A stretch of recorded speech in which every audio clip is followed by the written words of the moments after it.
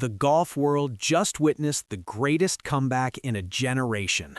Anthony Kim, 12 years lost to addiction, 16 years without a trophy, stared down Jon Rahm and Bryson DeChambeau and walked away with a victory in Adelaide.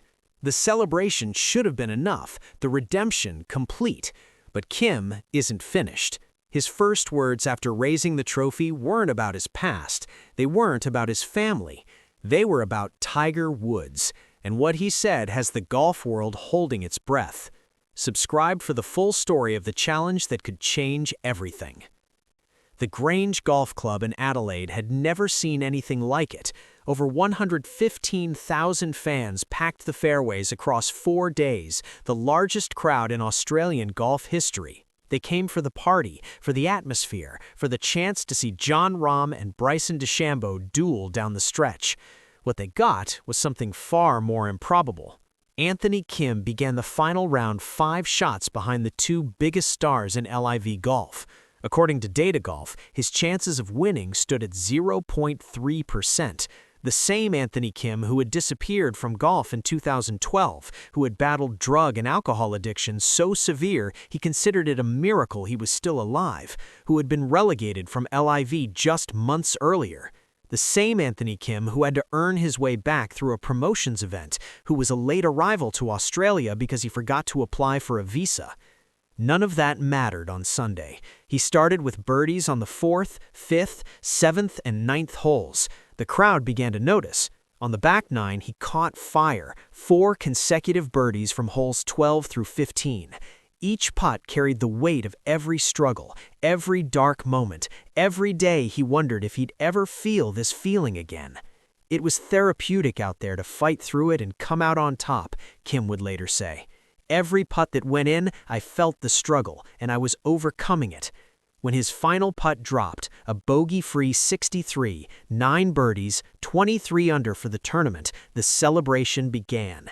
Thousands followed him up the 18th fairway. His daughter Bella raced onto the green and into his arms. His wife Emily watched from the crown, tears streaming down her face.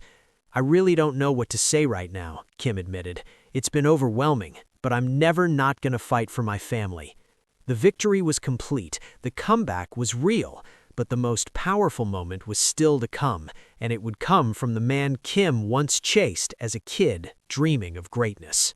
2 days after Kim's victory, Tiger Woods sat before the media at the Genesis Invitational. The press conference was supposed to be about his own return, his own battles, his own future. But the first question turned to Anthony Kim. Tiger didn't deflect. He didn't offer a polite soundbite. He leaned into the microphone and let the memories flow. "This kid hit it so good," Woods began, a smile creeping across his face. "He was on an unbelievable run when he won at Charlotte, and we played against each other at Congressional. He played unbelievable at the 2008 Ryder Cup. He had so much natural talent, he could hit any shot he wanted." The room grew quiet. This wasn't a prepared statement.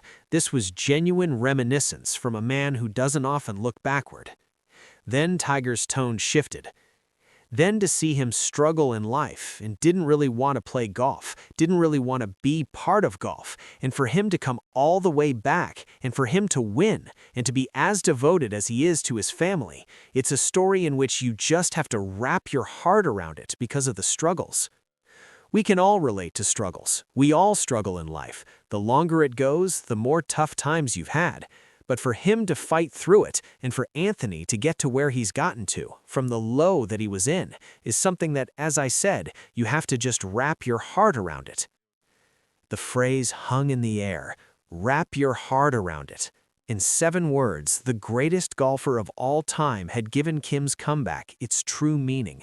It wasn't about winning, it was about surviving. It wasn't about talent, it was about love.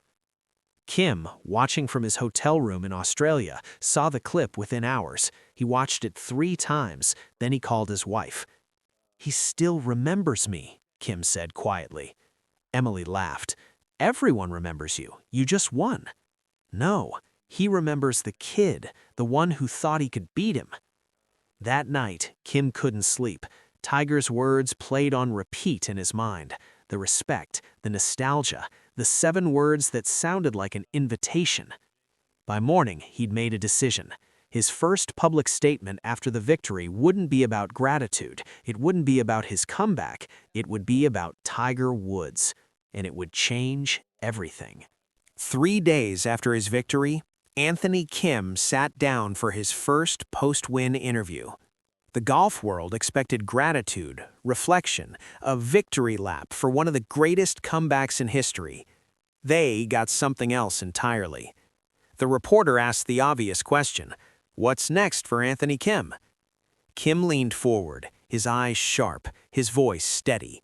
For a moment, he looked like the 23-year-old who once torched Sergio Garcia at the Ryder Cup, the kid who walked the fairways with a swagger that made veterans nervous. "I'm not done," he said. "This win was proof that I can still compete, proof that the work matters. But there's unfinished business." The reporter pressed. "What unfinished business?" Kim didn't hesitate. "Tiger Woods."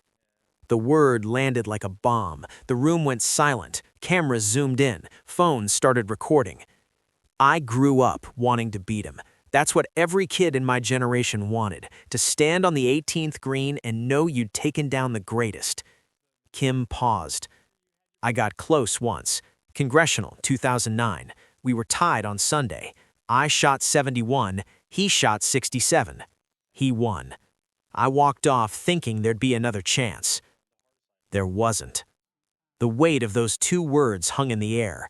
12 years lost, 16 years without a trophy, a lifetime of what-ifs. "I'm 40 now, he's 50.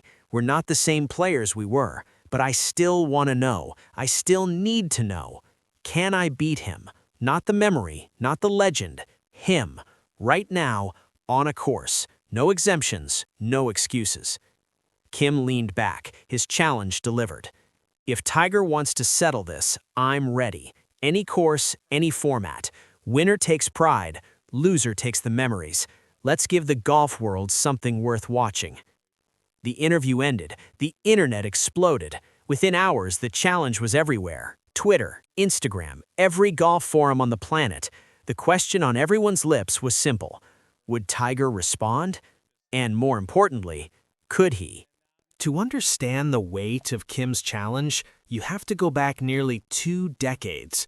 Anthony Kim was 10 years old, growing up in Los Angeles, waiting for his father to pick him up from the golf course as the sun dipped below the horizon. In those final hours of twilight, he didn't just practice, he dreamed, and his dreams had a specific shape. "I imagined I was in the final pairing with Tiger Woods and had a 10-foot putt for the victory," Kim once recalled, laughing at the memory. Man, they were going in a lot. That fantasy nearly became reality at Congressional in 2009. The at&t National was Tiger Woods' own tournament, held at a course he owned. Kim was the defending champion. When the 3rd round ended, they were tied for the lead.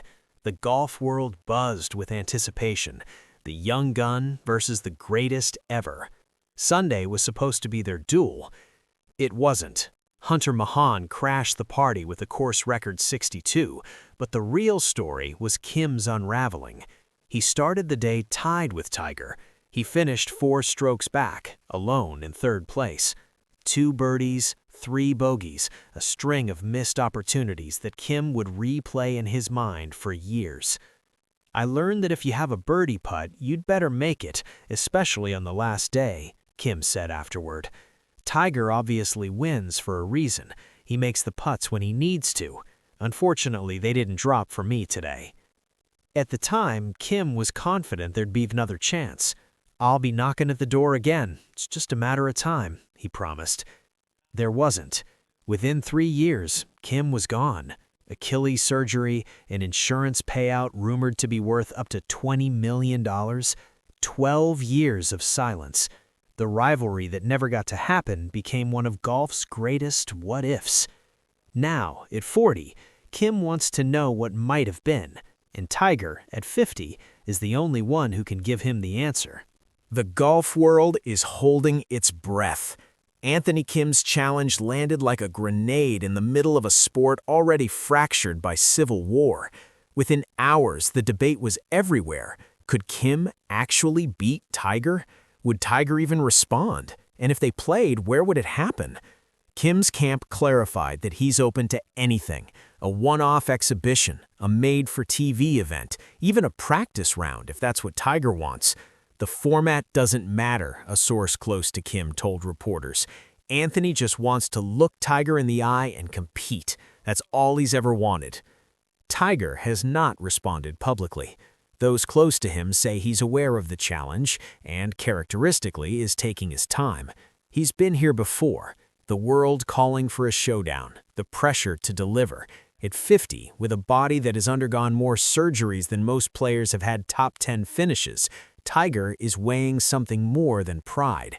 He's weighing possibility. The logistical hurdles are significant.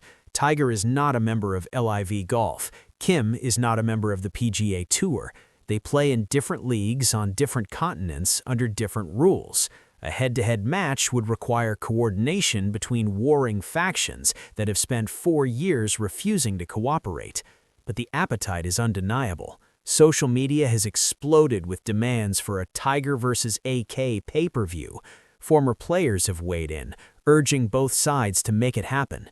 The golf public, exhausted by years of litigation and bitterness, craves something pure. 2 competitors, 1 course, no excuses.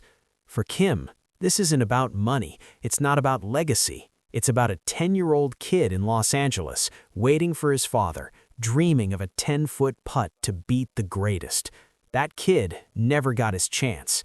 Now, at 40, sober, healthy, victorious, he's asking for it. He wants to know, Emily Kim told friends. He needs to know, can he beat the best? For Tiger, the question is different. Can he still compete? Can his body answer the call one more time? He's hinted at a Masters return, told reporters that Augusta is not off the table, but a head-to-head with Kim is a different animal. No 72-hole grind, just 2 men head-to-head, the kind of format where Tiger has always thrived. The golf world waits. The challenge hangs in the air. Anthony Kim has done the impossible once. Now he's asking for the chance to do it again. And Tiger Woods, the man who never backs down, is the only one who can give it to him. For more coverage of the biggest stories in golf, subscribe and hit the notification bell.